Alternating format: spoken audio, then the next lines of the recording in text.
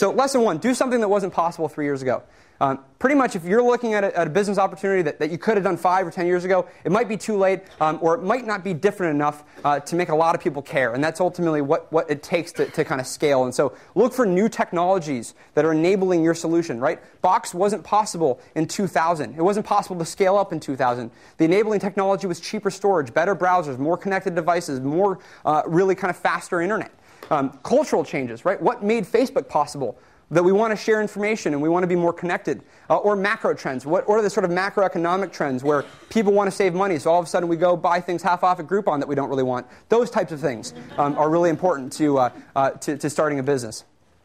Do something that you're extremely passionate about. This is another lesson that I've learned over the first 3 things that I had started in college.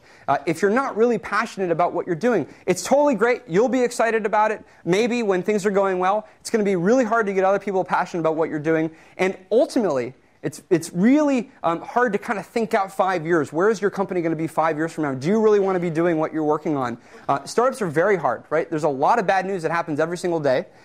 Bad things in competitive space, bad things with hiring, and you have to be able to push on through. And so you have to do something that's actually really, really exciting, that you're going to be inspired about and that you're going to really kind of create inspiration for other people.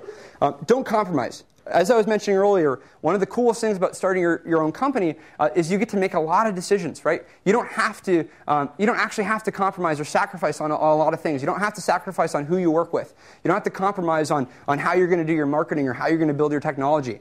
So we think about things in terms of bests. What's the best team that we can build to solve this problem? What's the best technology we can produce to solve this problem?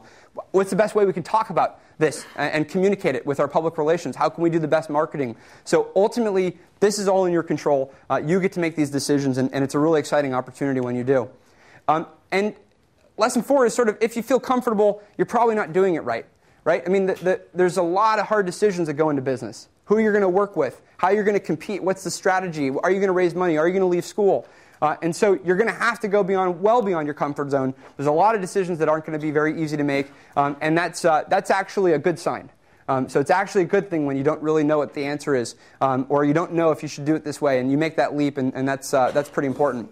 And also, finally, don't write your obituary too early. This is a mistake that we've made a handful of times, and unfortunately, we didn't do it in such a way that we couldn't work our way out of. But we've been extremely competitive with Google and Microsoft and EMC and these other larger companies who normally we shouldn't be afraid of. And the venture capitalists are often afraid of these guys. So don't write yourself off. Make sure that you kind of keep on pushing. Make sure that you're optimizing on the right dimensions and areas that you can beat other people in. And so that's really important and why we still have the company today.